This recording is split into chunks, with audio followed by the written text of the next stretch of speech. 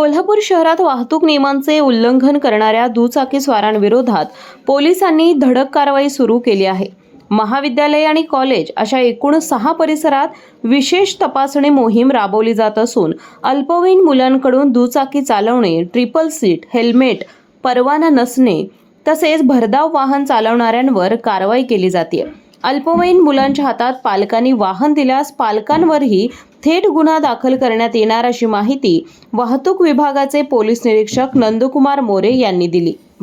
कोल्हापूर शहरामध्ये विविध कॉलेजेसमध्ये अल्पवयीन वाहन चालकांनी वाहन चालवण्याचं प्रमाण वाढलेलं आहे। तर त्या अनुषंगाने माननीय पोलीस अधीक्षक साहेब, अपर पोलीस अधीक्षक साहेब, शहर उपविभागीय पोलीस अधिकारी यांच्या मार्गदर्शनाखाली आज विशेष मोहीम राबवण्यात येत आहे। तर कोल्हापूर शहर वाहतूक शाखेतर्फे एकूण 6 कॉलेजेस, यामध्ये विवेकानंद कॉलेज आहे, Mahavir college, cyber college, Shahaji college, पेटाळ्याची कॉलेज, न्यू कॉलेज या ठिकाणी आम्ही विशेष मोहीम सध्या राबवलेली आहे।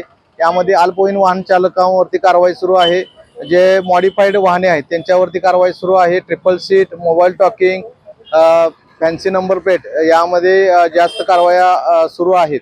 तर प्रभावी कारवाई सध्या सुरू आहे। सर्व पालकांना आवाहन आहे की आपल्या अल्पवयीन मुलांना वाहन चालवण्याकरता देऊ नये, अन्यथा जास्त दंडाची तरतूद आहे, दंडात्मक कारवाई यामध्ये केली जाईल। तसेच जे निर्भया पथक सुद्धा यामध्ये सहभागी आहे, प्रोबेशनरी डीवायएसपी साहेब, ठिकाणी साहेब सुद्धा यामध्ये आहेत। तर जे शाळा कॉलेजेसमध्ये जे टवाळखोरी करणारे मुलं आहेत, हुल्लडबाज आहेत, तर त्यांच्यावरती सुद्धा या मोहिमेमध्ये प्रभावी कारवाई सुरू आहे।